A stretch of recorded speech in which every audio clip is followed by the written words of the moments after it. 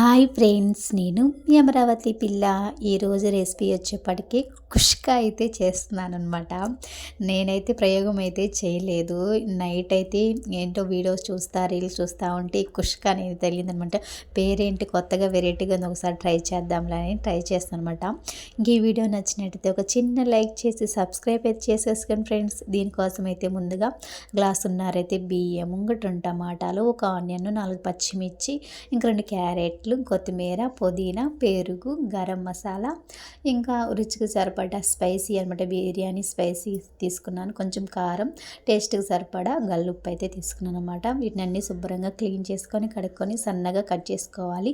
ఇంకా అల్లం వెల్లుల్లి పేస్ట్ ఎప్పటికప్పటికి అట్లా ప్రిపేర్ చేసుకుంటానే టేస్టీగా అయితే ఉంటుంది అనమాట. నిలువ ఉన్నది అంత టేస్ట్గా అయితే ఉండదన్నమాట. ఈ కార్తీక మాసం వచ్చిన కాంచి అసలు నాన్ వెజ్ అయితే అసలు తినలేదన్నమాట. వెజ్జే సరిపోతుంది. ఈ కార్తీక మాసంలో ఒక్కసారి కూడా నేనైతే ఇంకా వెజిటేబుల్ పలావ్స్ అని ఇలా అయితే ఏం కూడా చేయలేదు ఇంట్లోనే. ఇంకా ఎందుకో తినాలనిపించింది అనమాట. ఇంకా 3 డేస్ ఉంటే కార్తీక మాసం అయితే అయిపోతుంది అనమాట. సో ఇంకా అందుకని చెప్పేసి ఇంక ఈరోజు ఏందో తినాలనిపించింది. అట్లా క్రేవింగ్స్ అయితే వచ్చేస్తున్నాయి అనమాట.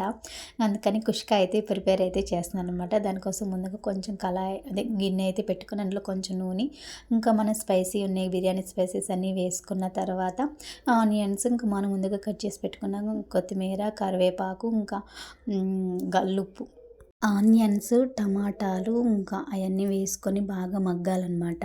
అవన్నీ మగ్గిపోయిన తర్వాత కొంచెం గల్లుప్పు, కొంచెం పసుపు వేసుకోవాలి.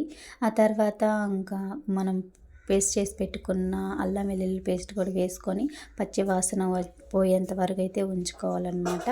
అంతా అయిపోయిన తర్వాత కొంచెం పెరుగు ఉంటే పెరుగు కూడా వేసుకొని ఇంకా నూనె తేట బయటకు వచ్చినంత వరకు ఉంటుంది, కుక్ అయినట్టు అనమాట.